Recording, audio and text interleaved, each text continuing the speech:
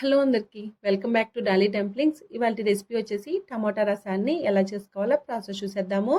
ఈ రసాన్ని ఒక్కొక్కరు ఒక్కోలా చేస్తూ ఉంటారండి. ఓసారి ఇలా ట్రై చేసి చూడండి. మీరు అన్నంలో తినేదానికన్నా గ్లాసుల్లో పోసుకొని తాగేస్తారు, అంత టేస్టీగా ఉంటాయి.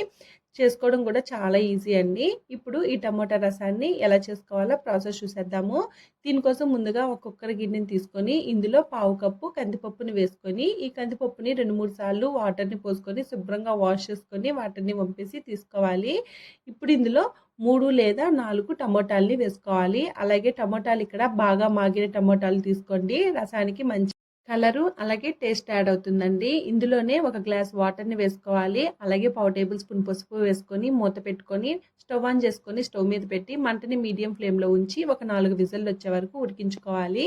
పప్పు ఉడికేలోగా మరో బౌల్ని తీసుకొని ఇందులో ఒక పెద్ద సైజు నిమ్మకాయ అంతా చింతపండుని తీసుకొని నేను ఇక్కడ వీడియో క్లిప్లో చూపించే విధంగా విడివిడిగా వేసుకొని కొద్దిగా వాటర్ని యాడ్ చేసుకొని ఈ చింతపండుని ఒకసారి వాష్ చేసి తీసుకోండి. ఇలా చేయడం వల్ల నలకలు ఏమైనా ఉంటే వచ్చేస్తాయండి.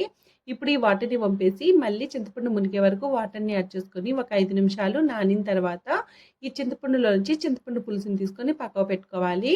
ఈలోగా చూడండి పప్పు కూడా ఉడికిపోయింది. ప్రెషర్ అంతా బయటికి పోయిన తర్వాత మూత తీసి ఇది చూడండి, ఈ టమాటాలు పైన ఉన్న తొక్కని ఇలా నేను వీడియో క్లిప్లో చూపించే విధంగా తీసేసుకోవాలండి.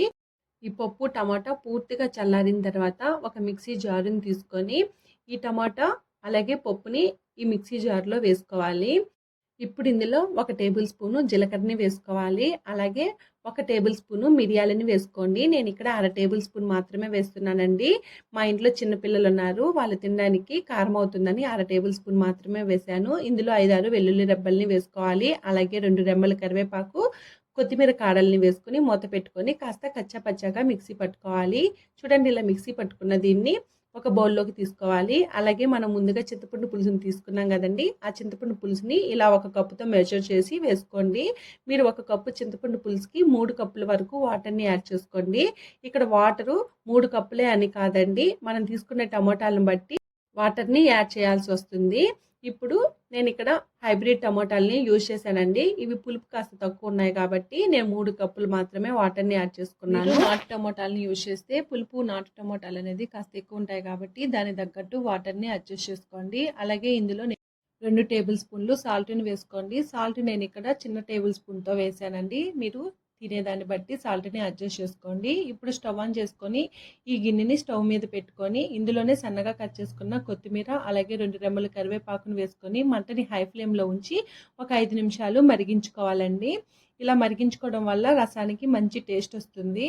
ఇప్పుడు మరో స్టవ్ మీద పోపు వేసుకోవడం కోసం స్టవ్ ఆన్ చేసుకొని ఒక చిన్న గిన్నెని పెట్టుకొని ఇందులో 2 టేబుల్ స్పూన్లు ఆయిల్ వేసుకోవాలి. ఆయిల్ వేడైన తర్వాత ఒక పావు టేబుల్ స్పూన్ వరకు మెంతుల్ని వేసుకొని మెంతులు వేగిన తర్వాత ఇందులో 1/2 టేబుల్ స్పూన్ ఆవాలు 1/2 టేబుల్ స్పూన్ జీలకర్ర వేసుకొని కాస్త చిటపటలాడిన తర్వాత 2 టేబుల్ స్పూన్ల వరకు సన్నగా తరిగిన ఆనియన్ తరుగుని వేసుకోవాలి. ఆనియన్ తరుగుని వేసుకుంటే ఒక రసానికి ఒక మంచి ఫ్లేవర్ యాడ్ అవుతుందండి. మీకు ఇష్టం లేకపోతే స్కిప్ చేసేయండి. ఇందులోనే 2 రెమ్మలు కరివేపాకు అలాగే 2 ఎండుమిర్చిని తుంచి వేసుకోండి. ఇప్పుడు ఒకసారి బాగా మిక్స్ చేసుకొని ఈ ఆనియన్స్ని బాగా ఎర్రగా అయ్యే వరకు వేపుకోవాలి. ఇలా ఎర్రగా అయిన తర్వాత ఇందులో పావు టేబుల్ స్పూన్ వరకు ఇంగువను వేసుకొని ఒకసారి బాగా మిక్స్ చేసుకొని స్టవ్ ఆఫ్ చేసేసుకోవాలి. చూడండి, ఇలా రసం మరుగుతున్నప్పుడు మనం పోపుని రెడీ చేసుకున్నాం కదండి, ఆ పోపుని ఈ రసంలో వేసుకొని ఒకసారి బాగా మిక్స్ చేసుకోవాలి. అలాగే సాల్ట్ సరిపోయిందో లేదో చెక్ చేసుకొని సాల్ట్ని కూడా అడ్జస్ట్ చేసుకోవాలి. ఈ రసంలో ఈ పోపు వేసిన వెంటనే స్టవ్ ఆఫ్ చేసేసుకొని మూత పెట్టుకునేసి ఒక 5 నిమిషాలు అలాగే వదిలేసేయండి. మూత పెట్టుకోవడం వల్ల రసంలోని ఫ్లేవర్స్ అన్నీ అలాగే ఉండి మంచి ఫ్లేవర్ యాడ్ అవుతుందండి రసానికి. చూడండి, 5 నిమిషాల తర్వాత మూత తీసుకొని ఒకసారి బాగా మిక్స్ చేసుకోవాలి. అంతేనండి, టమోటా రసం రెడీ అయిపోయాయి. ఇది వేడి వేడి అన్నంతో సర్వ్ చేసుకుంటే టేస్ట్ అదిరిపోతుంది.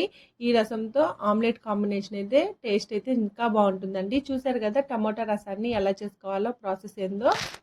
ఈ వీడియో మీకు నచ్చితే లైక్ చేయండి, షేర్ చేయండి, కామెంట్ చేయండి. అలాగే మరిన్ని రెసిపీస్ కోసం మన ఛానల్ని సబ్స్క్రైబ్ చేసుకొని నోటిఫికేషన్ సింబల్ని ఆన్ చేయండి. Thank you for watching.